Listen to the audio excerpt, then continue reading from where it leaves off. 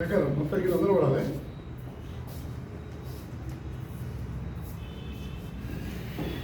రెండు 2019లో సమ్మె చేసిన సందర్భంగా నియంత అప్రజాస్వామిక పాలనలో కేసీఆర్ గారు ఆఫీసులో యూనియన్ని అనుమతించకుండా వెల్ఫేర్ కమిటీ వేయడం జరిగింది. కాంగ్రెస్ ప్రభుత్వం వస్తే ఆర్టీసీలో యూనియన్ పునరుద్ధరిస్తామని చెప్పి హామీ ఇవ్వడం జరిగింది మేనిఫెస్టో ద్వారా.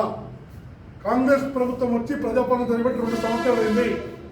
మిగతా సమస్యలు పక్కకు పెట్టినా అన్ని అడగాల మేము అడుగుతాం, కానీ ₹1 ఖర్చు లేని యూనియన్ని ఆర్టీసీలో ఎందుకు పునరుద్ధరించలేదని చెప్పి లేకపోతున్నారని చెప్పి కార్మికులు మా మీద దాడి చేస్తున్నారు.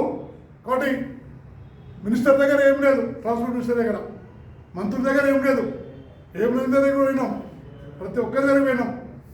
ముఖ్యమంత్రి గారు అంటారు, ముఖ్యమంత్రి గారికి చాలాసార్లు అప్పీల్ చేసినాం. దేనికి?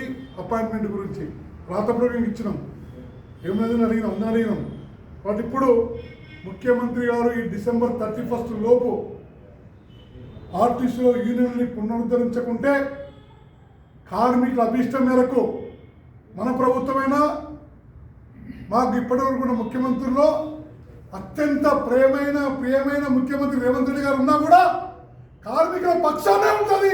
కార్మిక నాయకులుగా INTC కాబట్టి 31 దాకా చూసి ఆ తర్వాత నిరవధిక నిరాదీక్ష చేయాలని చెప్పి నిర్ణయించడం. ప్రభుత్వం ఇప్పటికైనా తక్షణమే ఆర్టీసీలో యూనియన్ పునరుద్ధరించాలని సమస్త ఆర్టీసీ కార్మికుల ద్వారా ముఖ్యమంత్రి గారికి విజ్ఞాపన చేస్తున్నాం. ఆర్టీసీ కార్మికుల ఐక్యత, స్టాఫ్ అండ్ వర్కర్స్ యూనియన్,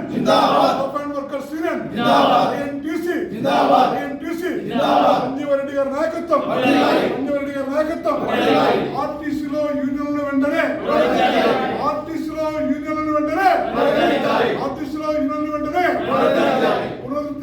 పునరుద్ధరించకుంటే నిరవధిక నిరాదీక్షకు,